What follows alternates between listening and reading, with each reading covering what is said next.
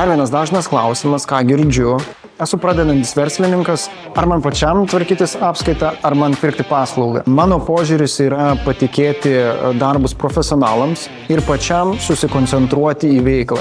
Tiek pradžioj, tiek bet kuriam kitame verslo vystymo etape tikrai reikia maksimalaus jūsų įsitraukimo.